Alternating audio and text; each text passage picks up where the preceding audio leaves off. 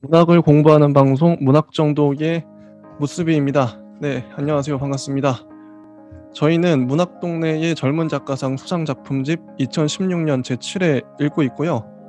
이번에 다룰 작품은 정영준 작가님의 산책이라는 단편 소설입니다.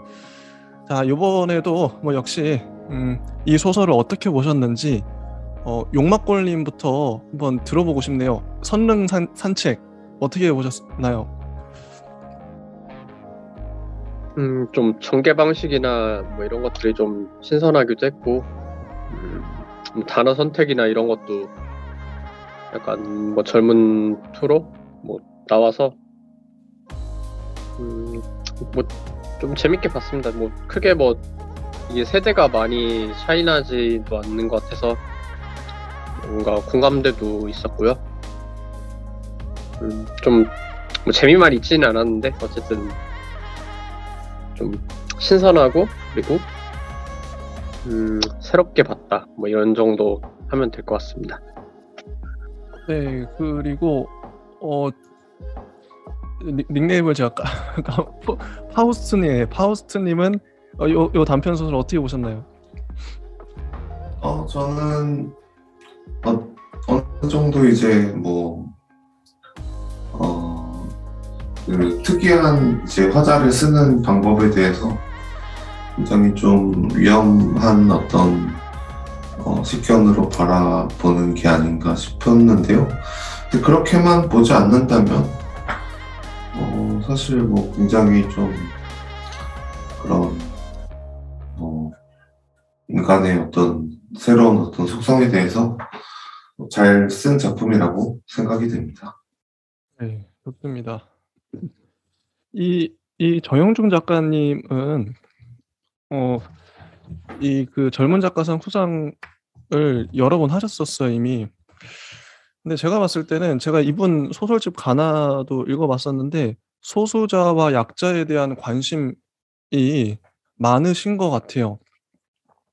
특히 이제 떠떠떠떠라는 제목의 작품이 이제 예전에 수상을 했었는데 그 작품은 남자 주인공이 그러니까 말을 더듬어요. 더듬고 언어 장애가 있는 거죠. 그러니까 제목 그대로 떠떠떠떠 이런 식으로밖에 발음을 못하는 그런 장애인이고 여자 주인공 인제 남자 주인공과 사랑에 빠지는 이 여자 주인공은 어 급성 천식인가? 그래서 갑자기 인제 발작이 오면 사지가 뒤틀리는 그런 어떤 그것도 장애라고 볼 수도 있을 것 같은데요. 어쨌든 장애인들을 다룬 소설을 떠떠떠떠라는 소설을 써서 상을 받았고 요번 선릉산책 같은 경우에도 장애인이 주요 등장인물로 나오죠. 근데 이런 부분에 대해서 이게 저는 이게 보면서도 인제 이 그 얘기를 좀 한번 해 보고 싶은데 장애인을 다룬 소설 이게 어 이게 근데 좀 이게 되게 자칫 잘못하면 위험할 수 있거든요. 왜냐하면 제가 봤을 땐 이거 진짜 어려운 건데 진짜 어려운 거예요. 소수자를 뭐 장애인이나 아니면 동성애자 요즘의 추세가 페미니즘도 그렇고 동성애자를 다룬 소설들이 많이 보이기도 하고 상도 많이 타죠. 최신 추세가. 근데 그게 인제 자칫 잘못 다루면 진짜 위험하거든요. 대상화할 수도 있고 당사자가 봤을 때 '나는 실제로 저렇진 않은데.' 하면서 좀 불쾌감을 느낄 수도 있단 말이죠. 근데 그걸 한번 여쭤보고 싶어요. 이 소설은 장애인을 잘 다루었는가? 장애인이 봤을 때 불편하지 않게끔 장애인을 대상화하지 않고 어떻게 보면 좀 교과서적으로 모범적으로 장애인은 만약에 소설에서 장애인을 다룰 수밖에 없다면 '이렇게 쓰는 게 맞아.' 할 정도로 썼는가? 이게 전 궁금해요. 용막골님은 어쨌든 주인공이 장애인인데 보시면서 그러니까 느꼈던 장애인에 대한 어떤 그게 있을 거 아니에요? 이 소설은 장애인을 잘 다루고 있다고 보시나요? 뭐 경험적으로 있을 법한 일인 것 같긴 한데, 뭐 작가님 본인이 뭐 장애인은 아니실 거고, 여러 뭐 체험을 하셔서 뭐 이런 작품이 나왔을 수도 있겠는데요. 묘사 자체는 좀 상상이 갈 정도로는 된 것 같아요. 그래서 크게 뭐 이질감이나 약간 어색함은 좀 덜 있었고, 물론 뭐 아주 없진 않았지만, 뭐 그렇다고 해도 뭐 이게 뭐 장애 종류도 많고, 그리고 장애라는 게 좀 본인이 의식하지 않는 그런 것들도 있잖아요. 그 어떤 장애에 따라서 뭐 자기한테는 뭐 선천적으로 이렇게 되신 분들은 뭐 어떻게 보면 자연스러우실 거고, 후천적으로 이렇게 된 분들은 이제 어 뭔가 이제 더 어색하고, 약간 원래는 내가 멀쩡했는데 장애라는 거는 아주 그냥 회복이 거의 불가능한 상태잖아요. 그리고 그대로 계속 살아야 되고, 뭐 의료나 기술이 발달하지 않는 이상 계속 그렇게 살아야 되는데, 그런 심리 같은 것들을 좀 표현은 했는데 좀 아쉬움은 있죠, 사실. 그냥 이게 완전 그렇게 뭐 1인칭 이렇게 서술은 됐지만, 좀 뭐랄까요, 그 장애인을 표현하는 데 부족함? 그리고 뭐 굳이 뭐 그런 뭐 장애 같은 것들을 부각시킬 필요는 없지만, 그렇다고 해도 이제 이 소설의 주제가 그렇게 되고, 독자들이나 뭐 평론가, 여기 심사하시는 분들도 약간 화자에 집중을 하기 때문에 뭐 의식을 안 할 수가 없는 부분이라서, 뭐 그런 부분은 좀 감안하고 책을 읽으면 좋을 것 같습니다. 네. 파우스트님은 요 소설이 다루는 장애에 대해서, 장애인에 대해서 혹시 어떻게 보셨나요? 저는 뭐 딱히 대상을 하지도 않았고, 그냥 오히려 여기서 중요한 거는 약간 좀 사건이나 자신의 캐릭터나 아니면 주변의 인물들이나 뭔가 다른 복합적인 것을 많이 다룬 작품이라서 그런 점에 있어서는 굉장히 좀 잘 뭔가 짚고 넘어갔다, 이런 생각이 들긴 합니다. 이제 무조건 또 이제 이 친구가 뭐 엄청 이제 뭔가 딱 공정심을 유발할 요소만 있는 게 아니라 굉장히 복서 같은 면을 가지고 있고, 신기하게도. 그리고 나라는 인물이 약간 관찰자 시점인데 굉장히 좀 재밌는 어떤 사건인 게 좀 부각이 많이 돼서요. 그런 게 좀 희석이 되었다, 이런 생각이 듭니다. 진짜 파우스트님이 말씀하신 대로 이게 장애만을 다룬 소설은 아니죠. 읽어보면 다양한 주제들이 다 섞여 있어요. 저는 그때 좋은 소설이란 뭘까 생각을 많이 하는데, 그 상징이나 주제가, 그러니까 다양한 것들을 많이 다룰수록 더 깊이가 있어진다고 생각을 해요. 하나의 주제만 다룰 수도 있겠지만, 이렇게 여러 가지 주제들이 보는 사람에 따라서 복합적으로 느껴질 때 '아, 좋은 소설이지 않을까.' 일단 한번 구체적으로 한번 문장을 읽어 보면서 분석을 해 보도록 하겠습니다. 선릉 산책, 1 번을 한번 제가 읽어 볼게요. 97 쪽이고요. 은색 세단이 약속 장소인 선릉역 근처 카페에 도착한 시각은 오전 9 시였다. 9 시에 만나기로 했는데 1 분의 오차도 없었다. 정확하군. 그게 그들을 본 내 첫 인상이었다. 뭔가 분명하고 단호하고 애누리 없는 하루가 될 것 같은 예감도 함께 들었다. 흰색 블라우스에 남색 스커트를 입은 중년의 여자가 꼬챙이처럼 가늘고 긴 남자의 팔목을 붙잡고 뒷좌석에서 내렸다. 불안정한 자세로 서서 11시 방향으로 시선을 고정하고 있는 남자는 나보다 한 뼘 정도 키가 컸고 몸무게는 60kg도 나가지 않을 것 같았다.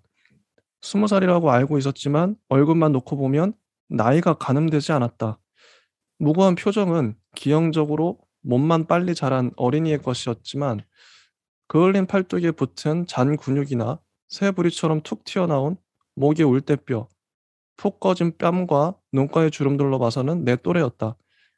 여자는 이력서를 꼼꼼히 읽어보더니 고개를 가볍게 두어 번 끄덕거렸다. 그리고 깔끔한 손놀림으로 2번 접어 핸드백에 집어넣고 말했다. 다치지 않도록 해주세요. 가끔 자해를 하는 아이입니다. 여자는 내 손바닥에 체크카드 한 장을 올렸다. 그때 남자가 바닥에 침을 뱉었다. 조용히 뱉은 것도 아니고 일부러 소리내 세게 뱉어야만 가능한 퇴 소리가 났다. 여자와 나 사이에 정적이 흘렀다. 그녀는 동요 없이 오른쪽에 메고 있던 핸드백을 왼쪽으로 고쳐보며 말했다. 우진 씨에게 들으셨죠? 얘가 침을 뱉어요. 다른 뜻은 없고 그냥 습관 같은 거예요. 이런 건데요. 이게 이제 1번의 내용을 제가 좀 스킵을 좀 하면서 읽긴 했는데 이게 첫 대면이죠. 이 한두훈이라는 남자와 알바 1일 알바 한두훈을 1일 하루 동안 케어하는 그 아르바이트를 하는 이 주인공 화자의 만남이에요. 뭐 인트로로서는 뭐 적당한 것 같고 첫 대면 여기서 인제 한두훈의 뭐 침을 뱉는다든지 이런 모습이 나오고 이 여자 이 한두훈을 케어하는 원래 같이 살고 있는 여자는 뭔가 좀 깔끔한 것 같아요. 성격도 그렇고. 요런 설정입니다. 그러니까 하루 동안 뭐 한두훈과 같이 화자가 지내면서 같이 산책하는 말 그대로 선능 산책하는 얘기이고요. 혹시 자 1번 요거 뭐 보시면서 뭐 문장이나 아니면 뭐 구성적으로 혹시 용막골님은 자 이거 처음에 읽으실 때 좀 어떻게 보셨는지 궁금하네요. 첫 인상이랄까요? 뭐 주인공이나 등장인물 소개하는 뭐 처음에 이제 발단이니까 뭐 묘사 위주로 가는 것 같고요. 특별히 뭐 이상한 거나 뭐 약간 기대감은 드는데 이제 이게 어떻게 전개가 될까? 그리고 어떤 식으로 진행이 될까? 뭐 묘사를 자꾸 하니까 이제 인물에 대한 그러면 이제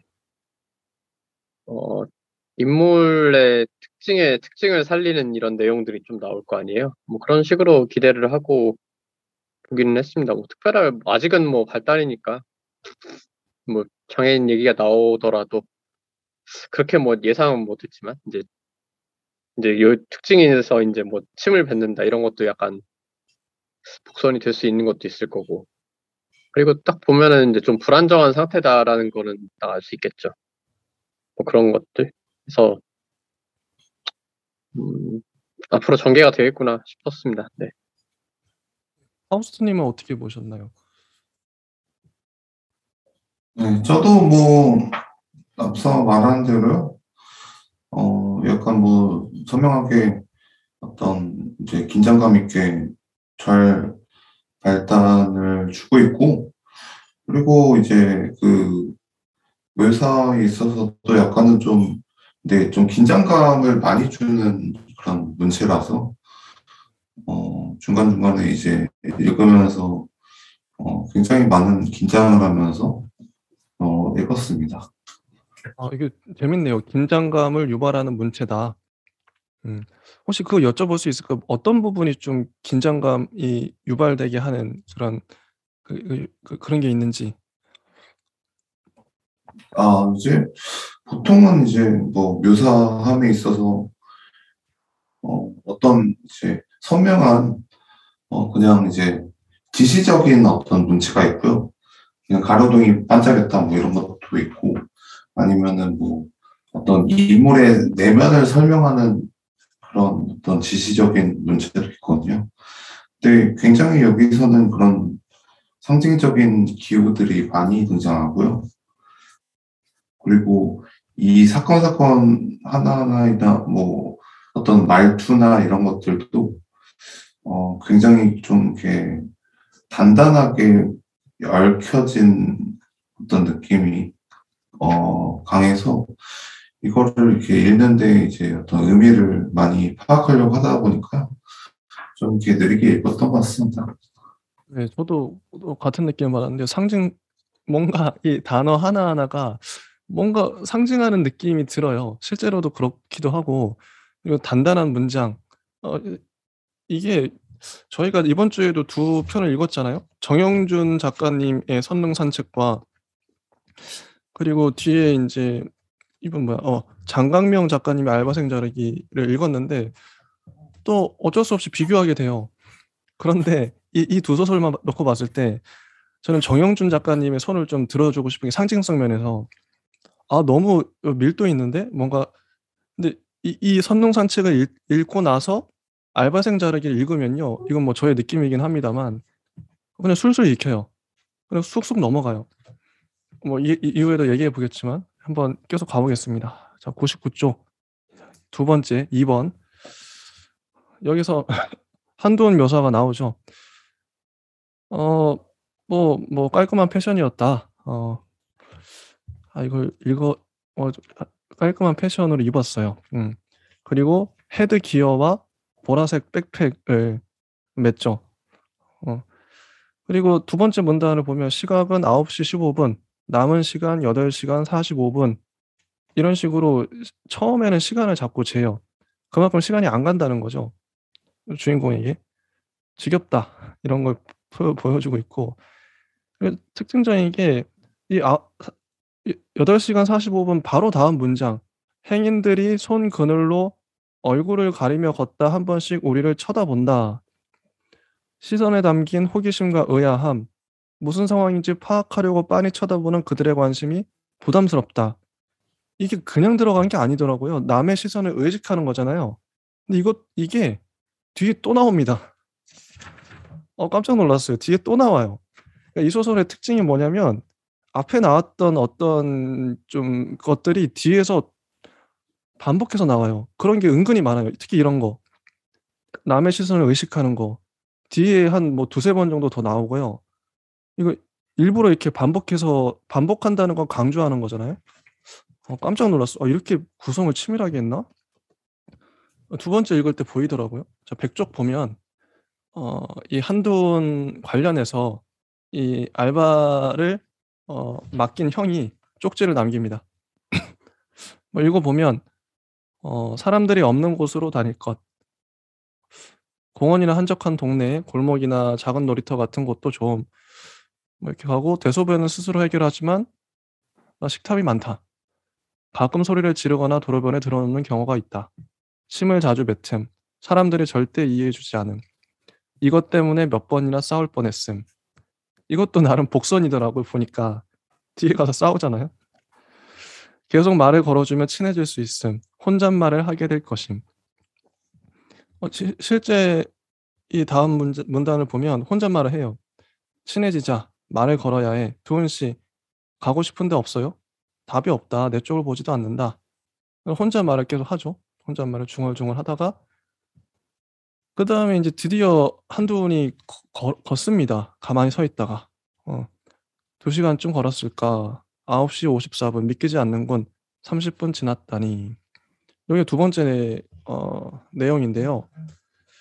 자 요거 보시면서 뭐 한두훈 묘사와 뭐 쪽지와 혼잣말 하다가 드디어 걷는 요런 파트인데 어 용막벌 님은 혹시 뭐 하실 말씀 있으실까요?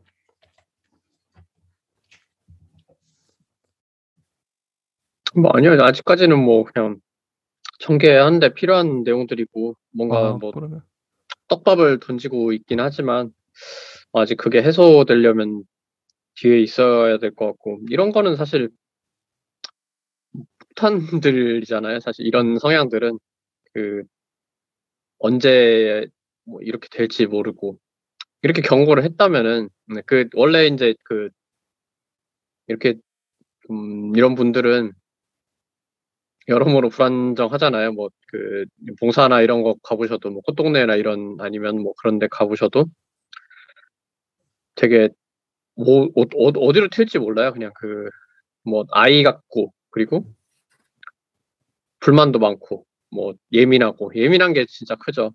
그래서 이제 뭐 이 정도면 그래도 대소변 스스로 해결한 게 참 다행인데 이제 그것도 이제 정도를 적당히 조절한 것 같아요. 막 그것도 안 됐으면 이제 뭐 소설이 산으로 갈 수 있으니까 어쨌든 뭐 여러 가지 뭐 이 정도면은 맡을만 하지만 그렇다고 이제 초보자가 맡기는 조금 힘들다는 생각은 들어요. 일단 뭐 알바비를 많이 주거나 이런 것보다는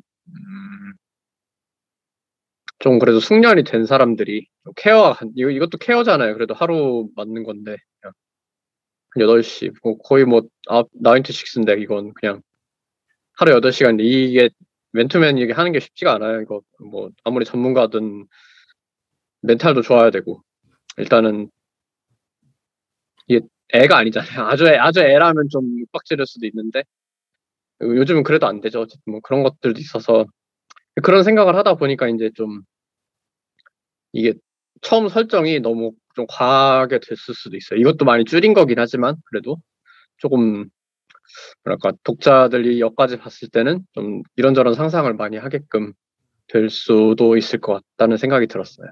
네, 이상입니다. 저는 예. 이게 진짜 쪽지 내용도 그렇고요. 정영준 작가님이 취재를 인터뷰를 장애인 복지사님이나 이렇게 전문가들 찾아가서 인터뷰를 하셨을 것 같은 느낌도 들어요, 실제. 뭐 책도 보셨겠지만 이거는 실제 경험에서 우러나오는 그 문장들이라고 생각하거든요. 여기 사연들도 정말 그럴 것 같아요. 정말 그런 장애인이 있다면 너무 리얼하다. 잘 살렸다. 이런 내가 만약에 장애인을 주제나 소재로 어떤 소설을 쓴다면 어떻게 취재를 해야 되고 어떻게 써야 되는지를 저는 어떻게 보면 이게 저한테는 인제 교과서 같은 느낌이 들 정도로 정말 잘 쓰신 것 같아요. 되게 자칫 잘못하면 장애인이 우습게 보이거나 뭐 그럴 수도 있는데 전혀 읽어 보면은 그런 거 없고요. 너무 잘 썼다. 자, 파우스트 님은 여기까지 어떻게 보셨나요? 저는 뭐 오히려 거리감을 조절을 굉장히 잘 했다고 생각이 들어요. 왜냐하면 보통의 어떤 그런 이제 어느 정도 이제 그런 서사에 있어서 가장 주의할 점이 이 아이를 굉장히 좀 아는 척하거나 이 아이가 막 자신이 이제 무슨 상처가 있어서 이렇다 이렇게 가는 게 가장 보통인 일반인 경우인데 그렇지 않고 더 현실적이죠. 오히려 굉장히 처치곤란한 동물을 나한테 갑자기 맡겨놓고 짐처럼 자기도 힘든데 나한테 이거를 떡 맡겨놓고 그냥 간 느낌. 진짜로 뭐 현실에 있을 것 같잖아요. 그런 엄청나게 이제 힘든 것들을 많이 겪고 난 부모님과 그거를 또 믿을 만한 사람이 없어서 어떤 동네에 착한 어떤 사람한테 맡기는 이런 상황이나 굉장히 현실적이죠. 네. 어떻게 보면은 더 현실보다 더 현실적인 느낌이 또 강하죠. 네. 입니다. 이게 특히나 장애인이 나오니까 그러니까 소설이 굳이 현실이 안 돼도 판타지적인 소설도 있잖아요. 근데 이거는 이런 식으로 썼어야 됐다는 생각이 드네요. 현실감, 장애라는 주제는. 자, 3 번을 가면 "선능력에 선능이 있다니 선능이 있으니까 선능력도 있는 것이겠지만 나는 이 사실이 낯설었다. 도시의 비밀 하나를 발견한 것 같았다." 이 문장도요. 자기가 직접 선능력에 가 보고 선능력에 선능이 있네?' 이 그래서 쓴 것 같아요 실제로. 그래서 리얼했던 거죠 저도. 그렇게 진짜 신기하네. 이런 생각도 들고요. 그다음 문단은 "한두는 여기가 마음에 드는 눈치다." 하면서 뭐 "경이로운 눈으로 바라봤다." 근데 선릉 안에를 같이 걸으면서 디테일한 묘사가 들어가죠. 근데 아이 같은 모습이에요. 막 넘어다니고 펜스 넘어가죠. 근데 여기에서 인제 화자가 이렇게 얘기하죠. "들어가면 안 돼요, 두은 씨. 빨리 나오라고." 이거 존댓말 하다가 말로 안 통하니까 "빨리 나오라고." 이거 화내는. 요거 짧지만 임팩트 있었다. 실제 이렇게 얘기할 것 같거든요. 좀 처음에 존댓말 하다가 말 안 들으니까 막 반말하는 거죠. 이런 부분들 묘사 너무 잘 살렸고요. 그다음에 백삼쪽을 보면 이 돌길이 신도 신도가 이제 나뉘잖아요, 두 길로. 죽은 왕이 걸어가는 그 길과 현재 왕이 걸어가는 길이 나뉘는데 두은 씨가 죽은 왕이 걸어가는 길로 가 버리죠. 거기 가면 안 되는데. 음. "한두는 신도 위를 걸었다. 내려와요, 두은 씨. 내려와. 내려오라고." 그는 걸음을 멈추고 삐딱하게 서 있다가 신도 위에 침을 뱉었다. 이해하려 해도 도저히 이해가 안 됐다. 볼 때마다 불편했고 기분이 나빠졌다. 나는 낮은 목소리로 말했다. "침 뱉지 마." 그는 내 눈을 물끄러미 보며 보란 듯 침을 연달아 2번 뱉었다. "퇴퇴." 하는 그 소리는 창문을 깨는 2발의 쇠구슬처럼 마음의 안쪽을 강하게 타격했다. 관자놀이를 지나는 맥박이 거세게 뛰었다. 귓가에서 툭툭 소리가 들릴 정도였다. 나는 말없이 그를 노려봤다. 그는 처음엔 눈길을 받아 마주 쳐다보더니 이내 눈을 피했다. 이제 파우스트님 말처럼 이 문장만 읽어봐도 긴장감이 엄청나네요. 당장이라도 한 대 때릴 것 같은 느낌. 둘 사이의 긴장감이 엄청나네요. 물론 한두는 그런 걸 잘 못 느끼겠지만 그런가? 그러니까 한두이 저는 이 얘기도 좀 하고 싶은데 한두은이라는 이 사람에 대해서 이제 화자의 심정은 여기 뭐 되게 디테일하게 묘사가 돼 있으니까 잘 잡혀요. 화자가 지금 어떤 기분이고 어떤 상태고 어떤 감정인지는 다 알겠어요. 근데 한두은이란 인물은 종잡을 수가 없거든요. 실제로도 이 사람이 어떤 생각을 하고 있는지 모르겠어요. 그러니까 이 소설을 다 봐도 모르겠어요. 이 한두은이라는 사람 자체를. 뭐 장애인은 우리가 어떻게 다 알겠습니까만 자 한두은이라는 인물을 어떻게 보시나요? 용막골님은 어떻게 보시나요? 뭐 장애인 분들도 딱 생각 없어 보이지만 그래도 뭔가 뭐 기초적인 생각이든 뭐든 간에 있다고요, 이런 게.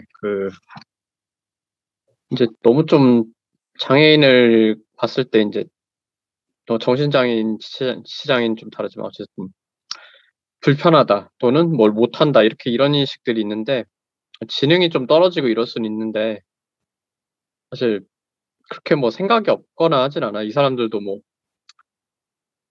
자기 뭐 자신의 그런 자아 같은 것들이 있고 좀 정서적인 점은 많이 부족할 수도 있는데 그게 인제 뇌에서 어떤 자극을 받느냐에 따라서 쪼금씩 달라질 수도 있고 그리고 스트레스를 받으니까 기본적으로 예민하다는 게 되게 거슬린다는 거잖아요. 근데 인제 사람이 많을 때 예민할 수도 있고 일반인들이 쪼끔씩 느끼는 건데 요런 분들은 더 느끼는 거예요. 그래 갖고 그거를 제어가 안 되는 거죠 그냥.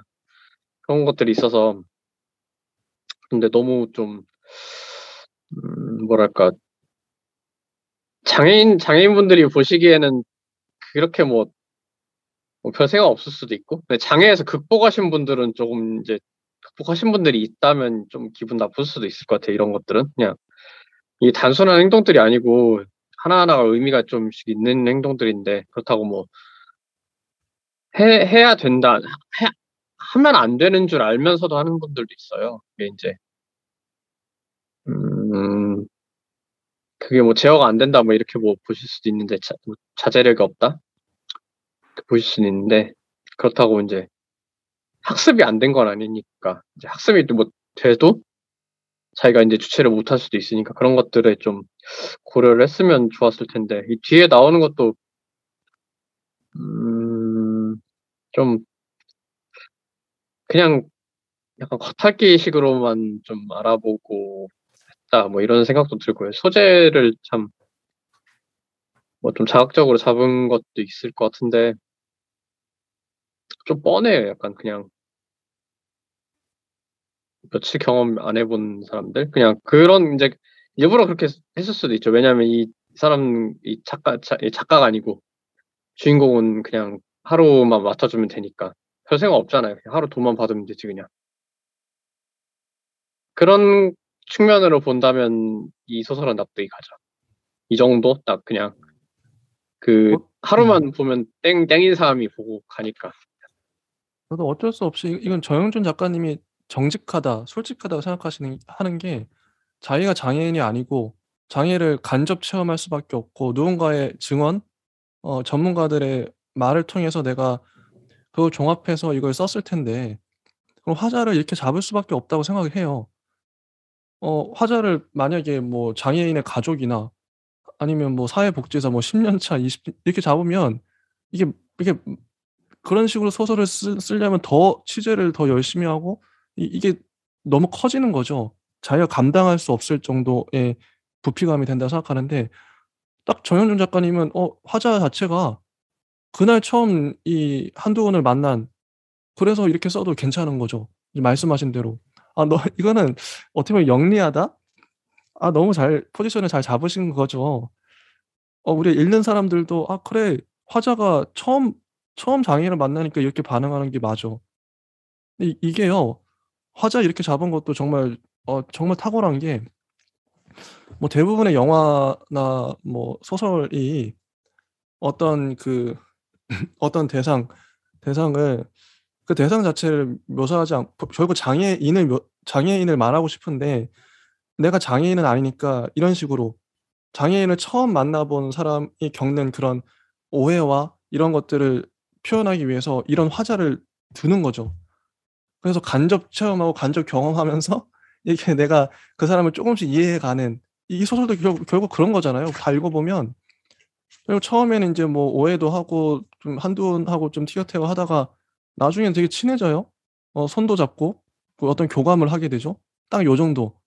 모든 뭐 요런 주제를 다루는 스토리는 이런 식으로 가더라고요. 근데 이렇게 갈 수밖에 없다고 생각해요 솔직히. 어. 자 파우스트 님은 자 이 한두훈이란 인물에 대해서 어떻게 보셨는지 궁금하네요. 저는 뭐 이제 보통의 어떤 이제 사람이라면 보통 이제 뭐 말을 듣거나 내려와요, 뭐 내려와 이러고 화내면은 멈칫하고 듣잖아요, 말을. 근데 이제 이런 느낌은 완전 이제 뭐 마음대로 침뱉고 어디 가도 말도 안 듣고 그냥 이제 막 저기 무시하고 내가 그래서 화를 내면은 이 한두훈 씨는 나 막 싫어하는 거 같아서 더 눈 피하고 더 반항하고 거의 그냥 뭐 산으로 가면 갔지 이게 점점 이제 격화되고 분열되고 나와의 관계는 이제 말이 통하지 않는 뭐 관계가 되는 느낌이 강하거든요. 그래서 이런 어떤 느낌을 뭐 이렇게 성종대왕의 어떤 선정령이라든지 아니면은 뭐 그 풍경 속에서 느끼는 나의 그런 감정. 나는 그냥 평범한데 옆에 있는 하나 때문에 굉장히 좀 특이한 사건이 된 나 하나로서는 그냥 이런 돌길을 자연스럽게 걸었을 텐데 이 친구 때문에 나까지 이제 구경거리가 되는 이런 상황을 정말 좀 적나라하게 좀 이렇게 잘 보여준 그런 느낌이죠. 갑자기 질문이 생각나는데 그 산책을 뭐 명동 산책이나 아니면 뭐 다른 데 갈 수도 있잖아요. 한강 산책할 수도 있는데 왜 굳이 정영준 작가님은 선릉 산책으로 잡았나. 선릉에 갔어요. 왜 선릉일까요?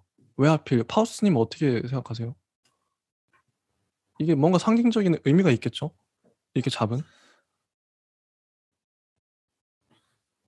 일단은 이 구조 속에서 발견할 수 있는 거는 극히 제한적이고 드문데요.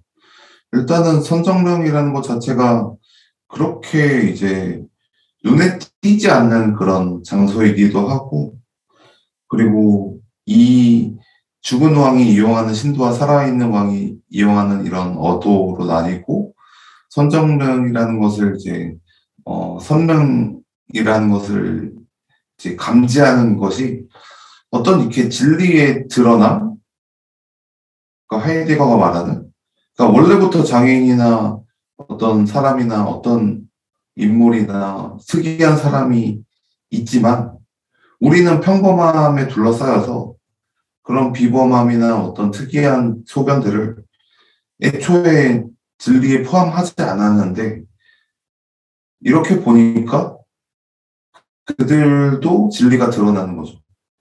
그래서 뭐 그런 의미로는 읽혔습니다. 근데 파우스트님은 왜 선릉이라고 생각하세요? 이 장소가? 선릉, 용막골리.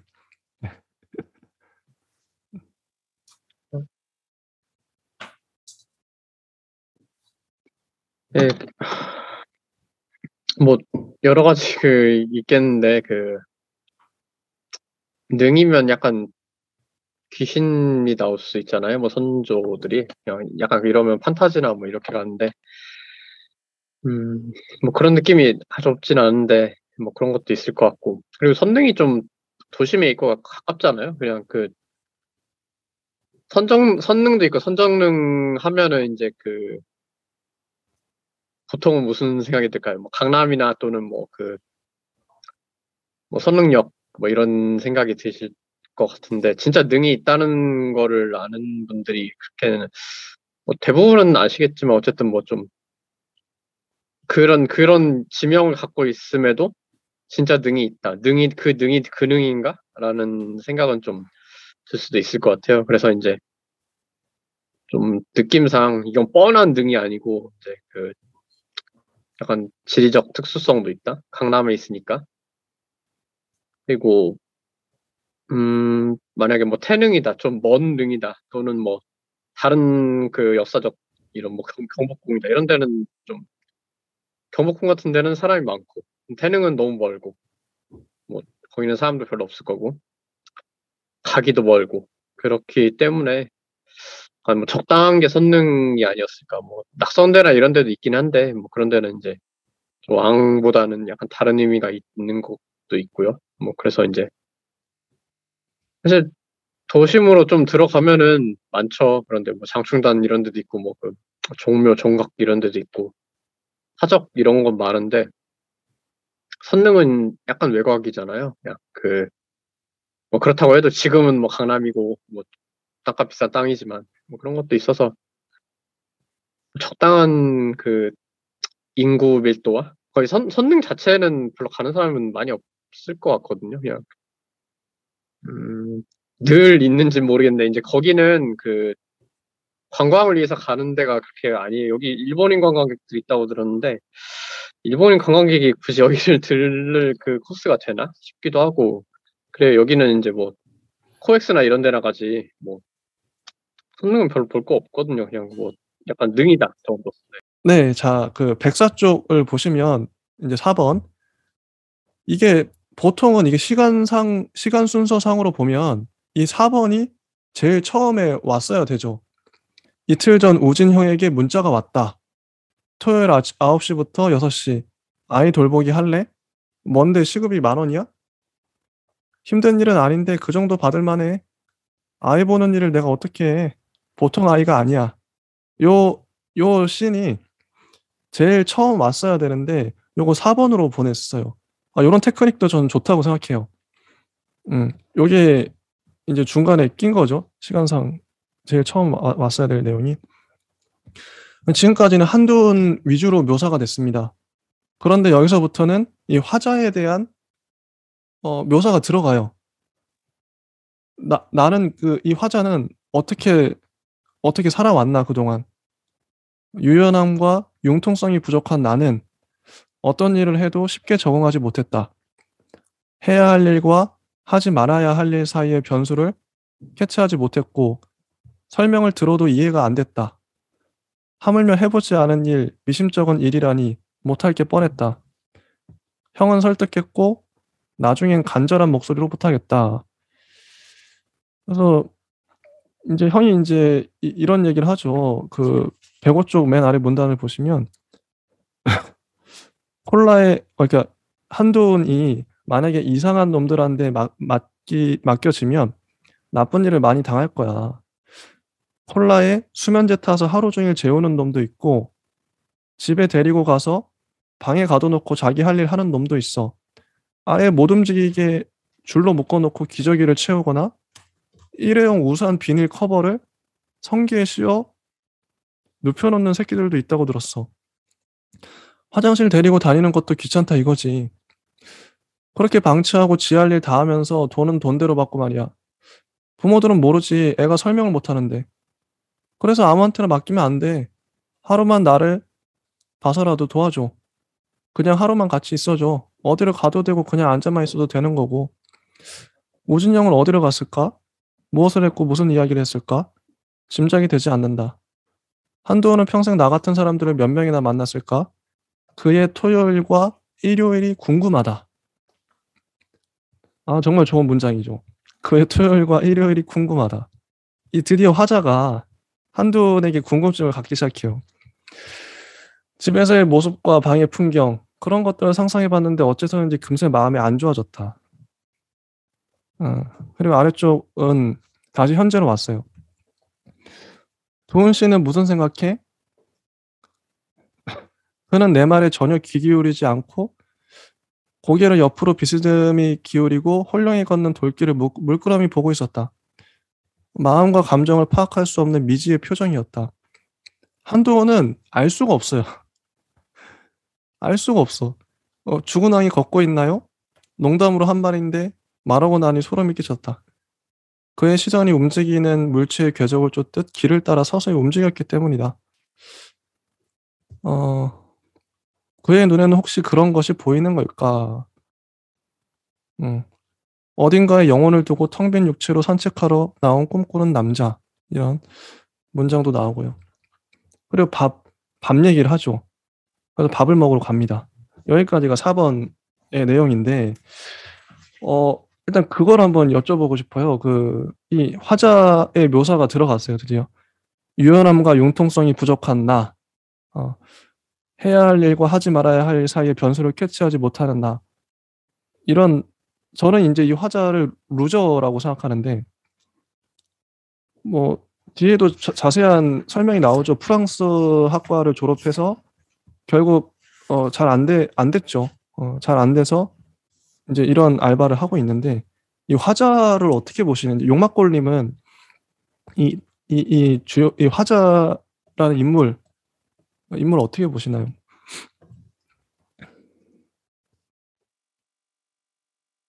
뭐 이런 상황에서도 뭐 자아성찰을 할 수도 있다고 생각은 되는데 작가가 의도한 바겠죠. 이런 것도 좀 잘된 사람이면 사실 이런 걸 할까요? 그냥 뭐 할 수도 있는데 좀 개연성이 좀 떨어지겠죠. 이제 그런 것들을 좀 살리기 위해서 이런 설정을 넣고 그리고 좀 힘든 게 있어야 이런 사람 보고 생각을 하게 되죠. 안 그러면 그냥 그냥 시간이나 때우다 가야지. 시간 때우는 뭐 시간은 있지만 그렇다고 해도 이게 생각이 안 들어가면 서술이 안 되잖아요. 분량이 안 나오잖아요. 그냥 별 생각 없이 그냥 알바하러 온 사람이면 그냥. 그래서 자기 생각을 최대한 많이 넣어야 되는데 뭐 욕을 할 수도 있죠. 속으로 뭐 빨리 시간이나 가라 뭐 딴 생각을 할 수도 있고 뭐 근데 그러면 소설이 안 되니까 뭐 문학이라고 하면은 뭔가 교훈도 줘야 되고 이런 이런 사람을 통해서 뭔가 느끼는 점도 있어야 되니까 넣겠죠. 네, 너무 그런 거 하여튼 네, 그렇게 생각이 들더라고요. 뭐, 배우신 분들의 그런 서술. 네. 저도 이게 두 가지 이 소설을 읽으면서도 원래 저는 장애인이나 원래 소수자와 약자에 관심이 있는데 내가 만약 동성애자를 어떻게 쓰고 싶어. 뭐 어떤 이야기가 될지 모르겠지만 그럼 정말 난감한 게요. 뭐 이런 식으로 쓸 수밖에 없겠죠. 나는 장애인이 아니니까 장애인을 써야 되는데 그럼 장애인을 내가 관찰하는 뭐 옆에서 이렇게 보는 이런 식으로 쓰겠죠. 그러면은 두 가지가 걸리죠. 그 장애인을 어떻게 묘사할 것인가, 그 장애인의 성격이나 이런 것들은. 근데 이런 식으로 모르겠는 침을 툭툭 뱉고 좀 돌발적인 행동을 하는 이런 식으로 묘사가 될 수밖에 없을 것 같아요. 저도 쓴다면. 그래서 한두은식의 묘사가 들어가고 그럼 나는 어떻게 설정할 것인가. 저도 조영준 작가님처럼 이런 화자를 설정할 것 같아요. 뭔가 루저죠. 취업도 잘 못하고 그러니까 그 한두은에게 더 공감을 할 수 있고 뭔가 서로 어떤 그런 우정이랄까? 이런 것도 생기는 것 같고 그러니까 좀 생각해 보면 이런 식의 그 장애인과 이런 식의 화자가 될 수밖에 없었겠다는 저는 이게 필연 같은 느낌? 이런 식의 설정이 결국 어떻게 보면 이게 필연인데 그거는 이제 교과서적인 느낌. 또 어떻게 보면 뻔한 느낌일 수도 있어요. 이런 식으로 설정하는 게. 그래도 전 좋았어요. 그런 부분이. 나 같아도 이렇게 썼겠다. 어, 진짜 파우스토님은 이 화자의 이런 성격, 뭐 이런 묘사, 뭐 설정 이런 거 어떻게 보셨나요?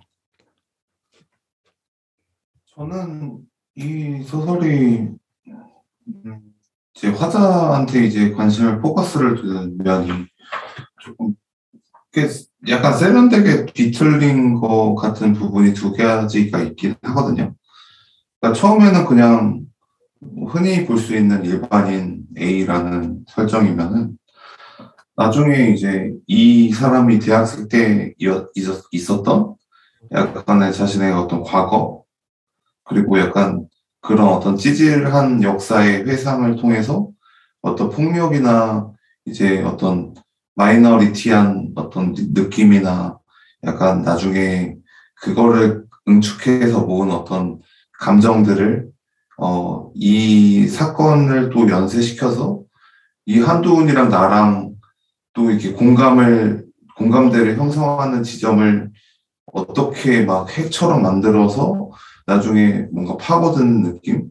그러니까 그냥 약간 이렇게 그런 희열을 느끼긴 했는데요. 정말 이게 좀 새로운 방식이죠. 근데 이제 보통의 이제 성숙한 자아라면은, 이 아이를 통해서 내가 어떤 사건의 변화의 지평선에 있어서 나중에 이제 성장해 나가는, 혹은 내 잘못을 깨닫고 내가 미성숙한 어떤 자아의 어떤 한 단면을 보고, 아, 내가 그러지 말았어야 했는데, 내가 그렇네 하고, 뭔가 하나의 성장의 한 걸음에 다가가는 이제 그런 느낌이 원래의 어떤 기존의 서사라면, 여기는 이제 그런 성장에 조금 봉착한 이게 다른 방식의 성장이거든요. 그래서 저는 이게 좋게 작용한 것 같긴 해요. 이런 어떤 서사의 어떤 방식이, 캐릭터가. 네. 네, 좋습니다. 그리고 이 화자에 대해서는 좀 이따가도 한번 얘기를 해보고요. 프랑스 얘기가 나와야 좀 얘기를 할 수 있을 것 같아요. 그리고 이 방금 있었던 묘사, 이상한 놈들한테 맡겨졌을 경우 벌어지는 일들, 뭐 콜라에 수면제 타서 하는 문단. 이 문단은 실제 취재를 한 것 같아요. 이거 자기가 상상해서 썼을까? 상상으로 이렇게 디테일하게 쓸 수 있다고? 너무 보면서 진짜 실제 이런 일들이 있었던 거 있겠죠. 뭐 있을 수도 있고.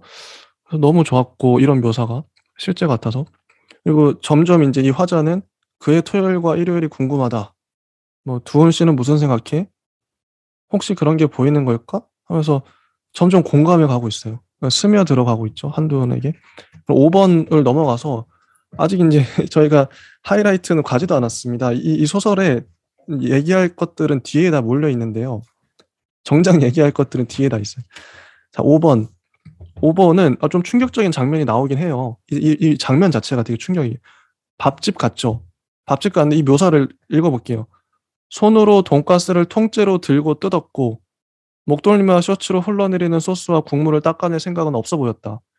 입속에 음식이 가득 차 있는데도 음식을 집어넣었다. 들어가지 않으니 우겨 넣으려 괴성을 질렀다. 그리고 곧바로 구역질을 했다. 나는 통제하는 것을 포기하고 멍하게 지켜만 봤다. 음식점에 있는 사람들이 모두 우리 쪽 테이블만 바라보고 있었다. 이 문장이 아까 이제 제가 말씀드렸던 남의 시선을 의식하는 그거고, 처음엔 난감한 얼굴로 부탁을 하던 점원이 하면서 쭉 가면 근데 멈추지 않죠, 그가. 하지만 그는 멈추지 않았다. 어쩔 수 없이 겨드랑이 밑에 손을 집어넣고 들어올리는 척하면서 강하게 꼬집었다. 순간 그의 몸이 달팽이 더듬이처럼 위축됐다. 근데 이게요, 재밌는 게 이 똑같은 장면이 마지막에 이렇게 들어올리는 장면이요. 이 소설의 마지막에 또 나와요. 한두온을 화자가 들어올려요. 근데 지금은 꼬집어서 들어올리잖아요. 근데 마지막에는 그냥 이게 일부러 정영준 작가님 천재인가? 이 장면 또 나옵니다. 들어올리는 장면. 나중에도 마지막에 좀 얘기해 볼 텐데요. 배부른 한두는 다시 소심한 아이였다. 그는 어떤 사람일까? 단순하게 생각하려 해도 간단히 정리되지 않았다. 침을 뱉고 식탐을 부리며 소리를 지르는 인격과 사람들을 피해 몸을 움츠리고 긴장하고 신도를 바라보며 손가락으로 허공에 그림을 그리는 인격은 완전히 다른 존재처럼 느껴졌다. 그에게도 자아라고 하는 것이 있을까? 이런 질문. 정말 이건 독자들도 읽으면서 좀 생각을 하게 되는 것 같아요. 장애에 대해서. 그러니까 이 정영준 작가님은 이제 모르겠다는 얘기를 계속 하시는데 이게 정직한 것 같고 우리가 어떻게 알겠어요? 그들의 마음을. 그리고 치아와가 갑자기 나타나죠.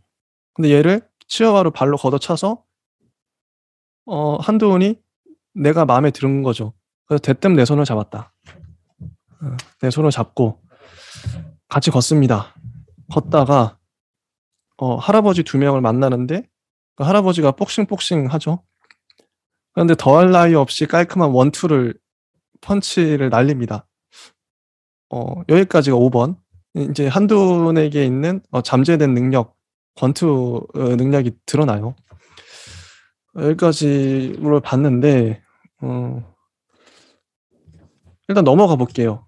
너무 하나씩 짚으면 시간이 없기 때문에 뒤에 할 말이 많아서 6번 권투했어요?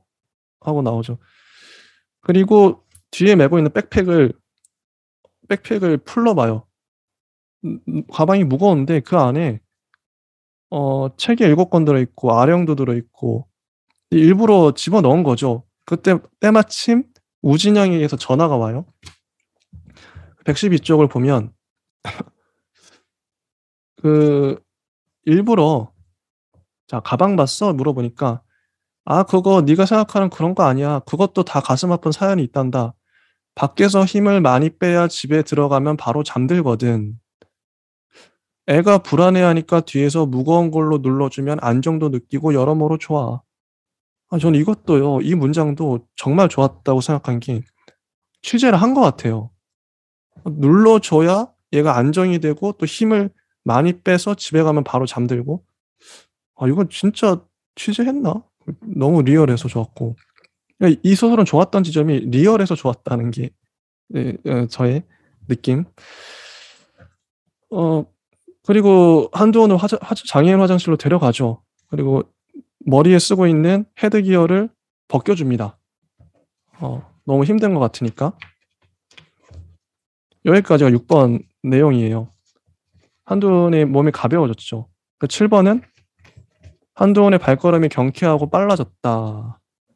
한두원이 신나서 계속 뭔가를 보여줘요. 보여주면서 이건 뭐고 얘기를 하죠. 매미 얘기하고 오리나무 얘기를 합니다. 115쪽에 보면 나무 이름을 다 얘기해요. 화살나무, 자기나무, 전나무. 이게 가능한가? 그래서 천재자폐, 서번트 신드롬 이런 것도 검색을 해보죠. 한두의 잠재성을 아까까지만 해도 밥 먹을 때 막 떼쓰고 길거리 뭐 신도에 침 뱉고 이런 한두이었는데 한두이 이제 이런 나무 이름 다 알고 그리고 권투 잘하는 아까 권투하는 그런 한두의 가능성, 잠재성을 확인하는 거죠. 이런 식으로 하자가 점점 한두에게 스며듭니다. 이런 장면이고요. 그리고 이제 권투가 저는 이게 매개가 돼서 권투가 이후 마지막에도 사건에서 되게 중요하잖아요. 그 불량 학생들과 마주칠 때. 근데 여기서도 권투가 파피용 하면서 이 화자가 대학생 때 권투했던 얘기가 나와요. 그러면서 이제 한두훈과 어떤 이 접점이랄까? 공감대를 형성하거든요. 프랑스어과에서 권투 시합에서 자기가 대표로 나갔던 얘기 하죠. 내가 프랑스어과 대표 권투 선수였어. 이런 얘기를 합니다. 권투 얘기가 꽤 많이 나와요. 꽤 많이 나오고. 요런 것들. 자, 일단은 한번 여쭤보고 싶은데요. 이 권투, 프랑스어과에서 권투 한 거, 용막골님은 이 권투를 이 소재로 잡은, 그러니까 권투 이거 어떻게 보셨나요? 다른 걸 뭐 권투를 굳이 안 하고 다른 소재로 이 한두훈과 접점을 생기게 할 수도 있었고, 근데 굳이 권투를 잡고 이런 식으로 접점을 만들어 갔단 말이죠. 마지막에 또 그런 사건이 큰 사건도 권투가 중요한 그걸로 드러나고. 왜 권투일까요? 용막걸님 어떻게 보시나요? 일단은 여기 헤드기어가 있으니까 약간 그런 연상을 줄 수도 있고요.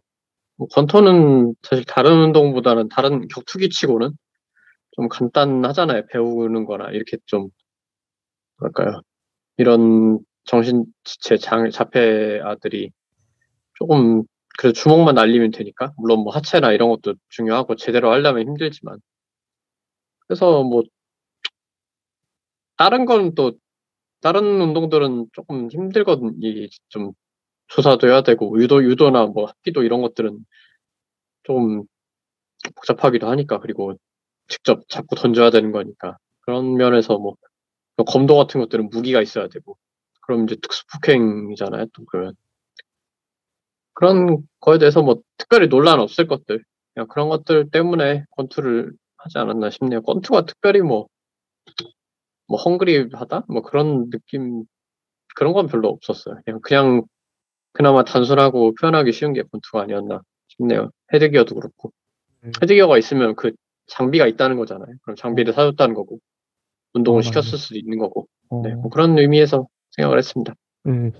파우스님은 이 권투 어떻게 보셨나요? 궁금하네요. 자신의 아이를 이제 좀 보호하려고 좀 자신을 이제 뭐 지키려고 하다 보니까 검도도 배우고 권투도 배우는 과정은 이제 좀 자연스럽기도 하고요. 그리고 이제 화자가 좀 특이하게 그런 권투에 관한 에피소드가 이제 프랑스 그런 어떤 과의 이제 대항 운동처럼 이제 있어서 이런 에피소드가 다 얽혀져서 어떤 소재가 중요하기보다는 사실 이거를 담으려고 하는 내용이 애초에 이제 이런 사람의 접점이라고 해야 될까? 뭐 어떤 동일시나 어떤 하나의 어떤 동감대나 이제 그런 것들을 이제 이루는 것들이라고 생각이 들어서요. 그냥 권투라는 소재가 또 흥미롭기도 하고 그냥 잘 이어진 것 같긴 합니다. 네. 또 덧붙이면 116쪽에 보면 이 화자가 이런 말을 하죠. 그게 뭔지 몰라도 남들과는 다른 미래가 열릴 거라고 생각했다. 뭐랄까? 프랑스적인 미래랄까? 그러니까 프랑스 하면 생각나는 그런 고급스러운 이미지. 애플탑처럼 예쁘고 푸른 눈동자를 마주보면 빵을 자르고 뭐 이런 묘사가 나와요. 이런 서술이 그러니까 실제 이런 꿈을 꾸다가 화자는 몰락했죠. 전락해서 학원 강사하다가 막 답답하다 꽉 막혔다. 이런 갈등 생겨서 관계 잘 못 맺고 그래서 알바하고 있는 거죠, 지금. 그런 맥락에서 짜맞춰도 그래서 프랑스어과를 설정한 것 같고 그래서 프랑스어과의 대표 선수, 대표 권투 선수였다. 근데 하필 또 파피용이란 단어도 중요했던 것 같아요. 파피용이 불어인데 이 단어를 살리기 위해서 파피용이 나비란 말도 있지만 뒤에 이제 해설을 보면 평론가님 이재경 해설가님의 이 해설이 기가 막히더라고요. 139쪽에 보면 이런 문장이 있어요. 갑갑한 감옥, 그 정신병, 사이코시스에 갇혀 있던 그에게서 자유로이 날개짓하는 파피용, 영혼, 이걸 뭐라고 사이케라고 해야 되나? 사이키를 발견할 수 있을 것이다. 그러니까 정신병과 영혼이라는 단어가 비슷해요. 근데 그게 감옥과 파피용이 비슷비슷해요. 이것까지 설마 노렸던 것 같기도 하고 정영준 작가님은 역시 뭔가 전문가 소설가 분들은 상징 하나를 쓰더라도 다르다 이런 걸 느꼈던 것 같아요. 자, 일단 넘어가서 8번이 원래 소설대로라면 일반적인 소설이라면 8번으로 끝나겠죠. 왜냐면 두은 씨 우리 이제 헤어지네 라고 말하려다 말았다. 원래 6시까지 봐주는 거니까요. 그런데 반전이 일어납니다. 저는 이게 이 소설의 포인트이자 핵심이라고 생각해요. 뒤에 해설가 평론가님께서도 이 부분을 주목해서 보셨더라고요. 이 덧붙여지는 내용들. 일이 생겼어요. 3시간만 더 봐주세요. 그러니까 이제 화자는 짜증이 나죠. 이제 좀 훈훈하게 끝날 뻔했는데 자, 122쪽. 불쑥 짜증이 났다. 나는 소리쳤다. 조용히 해. 시끄럽다고 하니까 한두훈이 사라지죠. 9번 보면 정신을 차리고 보니 한두훈이 보이지 않았다. 그리고 드디어 이 결정적 장면이 나옵니다. 사람들이 모여 있어요. 놀이터에. 한두훈은 그곳에 있었다. 4명의 청소년들이 그를 둘러싸고 있었는데 딱 봐도 불량스럽고 위험해 보이는 친구들이었다. 무슨 일이에요? 왜 그러세요? 저 새끼가 우리한테 침을 뱉잖아요. 이 불량 청소년들한테 한두훈이 들러싸여 있어요. 그 순간 한두훈이 등 뒤에서 침을 뱉었다. 나이키 운동화 끈에 침이 떨어졌죠. 그러니까 얘가 화가 나가지고 주먹을 질렀는데 한두훈이 피합니다. 한두훈은 한 대도 안 맞아요. 여러 번 주먹을 휘둘렀지만 하지만 한두훈은 아슬아슬하게 그것들을 다 피했다. 정교한 공학으로 설계된 기계처럼 위빙은 완벽에 가까웠다. 그죠? 이걸 보고 갑자기 소년이 얼어붙듯 멈췄다. 그가 뭔가를 봤고 그가 본 것을 나도 봤다. 한두훈이 가드 뒤에 숨어 엄청난 살기를 뿜으며 그를 노려보고 있었다. 소년은 갑자기 몸을 획 돌려 가자라고 말했다. 이렇게 끝나는 거 했는데 갑자기 뒤에서 어둠 속에서 모래가 날아와서 우리를 덮치고 뒤통수로 바나나 우유와 콜라가 쏟아지죠. 걔네들이 비겁하게 이런 짓을 하고 간 거죠. 돌멩이도 날아왔고 강하게 욕설을 내뱉으면서 소리 지르면서 사라집니다. 125쪽에 이 문단을 읽어볼게요. 한두훈은 주저앉아 무릎 속에 얼굴을 파묻었다. 물 속에 얼굴을 집어넣고 숨을 참는 사람처럼 그는 잠겨 있었다. 나는 그의 머리카락에 묻은 흙과 오물을 털어내고 어깨를 손바닥으로 문지르며 안정시켰다. 그의 몸은 떨고 있었다. 묘한 떨림이었다. 몸이 떨고 있는 게 아니라 몸속 깊숙한 곳에서 엔진이 작동되고 있는 것 같았다. 잠시 뒤 나는 그것이 심장이라는 것을 알게 됐다. 두근두근 뛰는 게 아니라 고장난 기계처럼 두두두두 뛰고 있는 것이다. 나는 물속에서 시체를 끄집어 올리는 심정으로 그의 겨드랑이에 손을 껴넣어 들어 올리려 했다. 한두호는 두 손으로 나를 밀치며 스스로 일어섰다. 자, 이게 아까 말한 제가 그 장면이에요. 아까 일식집에서 한두훈이 난리를 부리니까 겨드랑이 사이를 꼬집어서 한두훈이 싹 일어났죠. 잠잠해졌죠.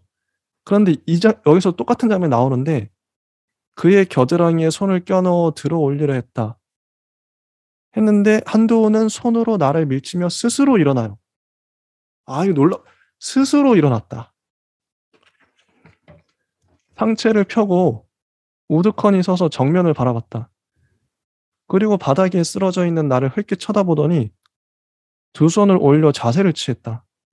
방어를 위한 가드가 아니라 앞을 향해 돌진하려는 인파이터의 폼이었다. 긴장이 됐다. 나와 싸우겠다는 뜻인가?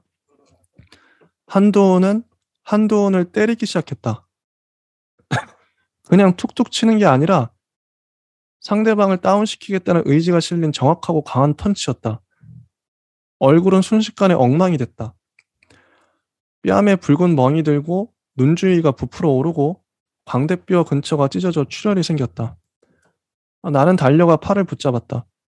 하지만 그는 링에선 복서였다. 나는 상대가 되지 않았다. 이런 장면, 이 장면이 저는 정영준 작가님이 이 장면을 보여주기 위해서 이 소설을 쓴 것 같은 느낌이 들어요. 여기가 가장 하이라이트가 아닌가. 그런 생각이 들죠. 어느 순간 한두훈은 잠잠해졌고 우리는 잠시 부둥켜 안고 바닥에 누워 있었다. 여기까지 한번 볼 텐데요. 제가 여쭤보고 싶은 게 원래 아까 8번에서 6시 돼서 안녕 하면서 훈훈하게 끝났다면 소설이 만약에 그렇게 끝났다면 어땠을까? 저는 어떤 감동도 주지 못했을 것 같고요. 그럼 소설이 안 됐겠죠. 근데 이 뒤에 장면을 보여주기 위해서 쓴 것 같은데 이 덧대어진 장면들 불량 청소를 만나고 이제 당하고 이제 한두훈이 자기를 때리고 하는 이 장면, 혹시 이 한두훈을 때린 이 장면 이거 어떻게 보셨는지 전 되게 감동적으로 봤거든요. 그러니까 이 스토리에서 이런 식으로 묘사를 하니까 너무 울컥하기도 하고 한두훈은 지금까지 이렇게 살았구나. 근데 한두훈을 때리잖아요. 근데 이게 화자가 화자를 때리는 것 같은 느낌도 들었어요. 내가 나를 때리면서 살아온 삶인 거죠. 한두훈은 그런 식으로 폭력을 내면화한 내가 나를 때리며 살아왔던 삶인 거고 화자도 마찬가지인 것 같기도 하고 좀 그래서 너무 짠하다 이런 느낌 받았거든요. 용막골님은 이 장면 혹시 어떻게 보셨는지 궁금하네요.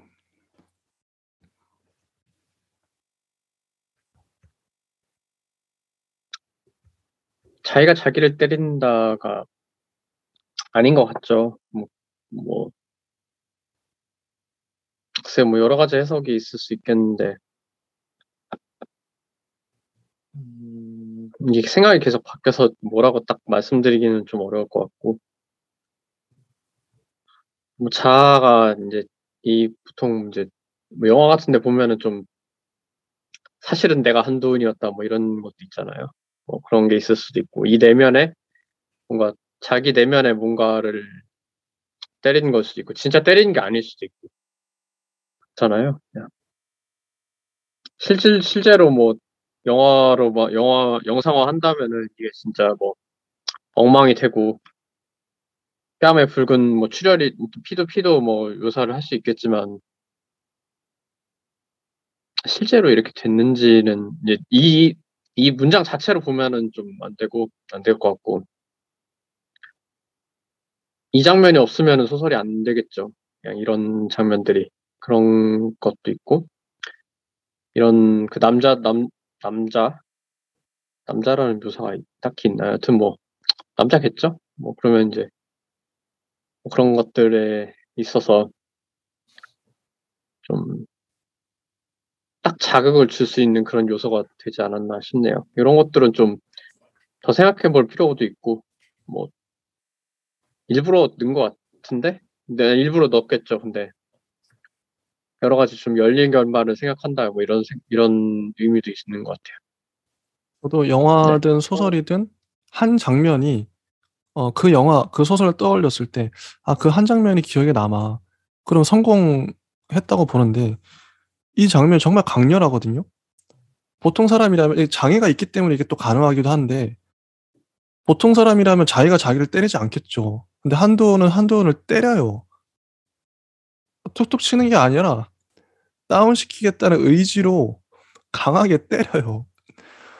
이게 너무 강렬해서, 이게 상징하는, 뭐 파우스트님 이 장면 어떻게 보셨나요? 저는 처음에는 약간 뭐 오해를 한 장면이었는데 아무튼 다시 보니까 자신의 어떤 자해라는 표현을 굉장히 좀 깔끔하게 좀 이렇게 세련되게 뭔가 또 의미 있게 한 것 같은 느낌이 들고요. 그리고 이제 이런 어떤 이제 건투라는 속성을 가져와서 그러니까 남한테 상처를 주거나 남한테 폭력을 쓰면은 이제 엄마한테 엄청나게 혼나고 이제 막 거의 이제 폭력을 쓰지 못하는 상황에서 정말 이해되지 않는 타자를 내가 어떻게 바라봐야 할까 하는 정면에 대해서는 정말 이렇게 좀 과감하고 진짜 뭔가 상징성이 있는 사건.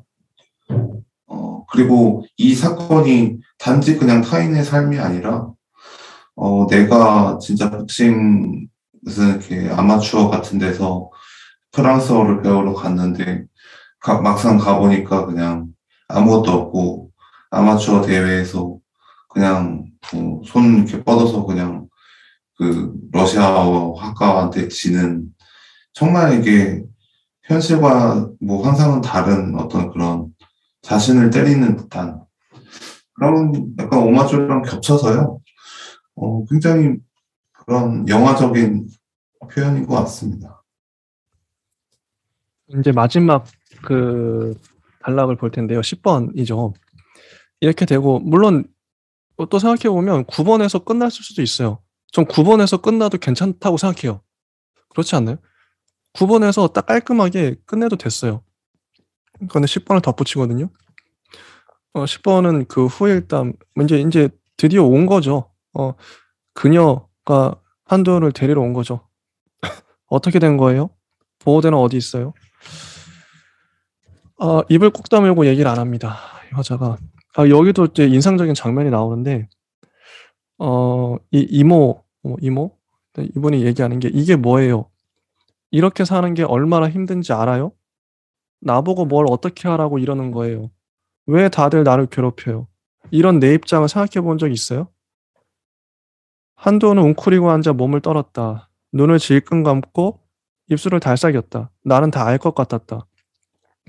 그녀가 얼마나 힘든지, 왜 이렇게 화가 많이 났는지도 알 것 같았다. 하지만 너무 시끄러웠다. 당신의 조카도 두려워서 저렇게 떨고 있잖아. 나는 말했다. 여자는 의아한 얼굴로 나를 바라봤다. 잘못 들었다는 표정이었다. 다시 말했다. 조용히 좀 해요. 미안하다고 말하고 싶었는데 그렇게 말했다. 이 장면도 전 되게 인상적으로 봤고요. 그리고 129쪽. 한도훈은 고개를 돌려 물끄러미 나를 봤다. 나도 한도훈을 그렇게 봤다. 우리는 잠시 비 오는 날에 송곳니 없는 동물들처럼 눈을 마주하고 가만히 있었다. 아까의 무섭던 눈빛이 아니었다. 선능과 정능을 함께 돌아다닐 때의 투명한 눈빛도 아니었다. 그리고 한도훈이 다가오죠, 곁으로. 그리고 손을 주먹 속으로 뭔가가 쑥 들어와요. 그의 손가락이었다. 내 손을 잡은 거죠. 한도는 말했다. 파피용. 고개를 들어 봅니다. 이런 장면, 이 장면도 되게 인상적이었고, 그리고 마지막 130쪽이 보면 어떻게 이 소설이 끝나냐면, 이상한 하루였다. 분명 내게 일어난 일이지만 그 경험이 실제 같지 않았다. 속은 것도 같고 뭔가에 홀린 것도 같고 집으로 걸어가면서 한동안 생각을 좀 했다. 어쩌면 그의 삶은 오해되고 왜곡되었는지 모른다. 아니 우리를 속이고 있는지도 모르지. 솜씨 좋은 작가처럼 거짓을 진짜처럼 혹은 진실을 가짜처럼. 영혼은 편하게 침대에 눕혀놓고 하루 종일 내 손을 잡고 유령처럼 산책하다 집에 돌아간 것일지도 모른다. 아닌가? 하지만 그럴 수도 있지. 모르는 일이니까. 말을 안 하는데 알 수가 있나. 뒷모습으로 남은 얼굴, 아름답게 움직이던 위빙, 오리나무와 자기나무를 구별할 수 있는 이상한 지식. 오늘 만난 한두우는 도대체 어떤 사람이었나? 정말 권투를 배운 걸까? 모르겠다. 오른쪽 주먹을 가볍게 쥐고 오른쪽 광대뼈를 뚝툭 때려봤다. 나도 모르게 아 소리가 날 정도로 정말 아팠다. 이게 끝나요. 결국 하자는 한두우는 모르겠다. 모르겠다 하고 끝납니다. 이제 지금 한 2분 정도 남았는데요. 1분씩, 1분씩만 그 용막골님부터 이 소설, 이 마지막 장면도 좋고요. 어떻게 보셨는지 말씀해 주시죠.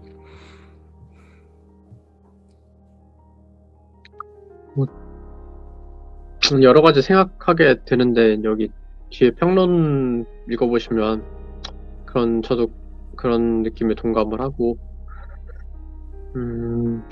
자신의 일을 그린 건지 뭐 이게 자신을 그리고 싶었던 건지 뭐 그럴 수도 있어서 좀 여러 가지 생각이 드네요. 뭐 해설도 적어놨지만 뭔가 뭐 아쉽기도 하고 뭐 그렇습니다.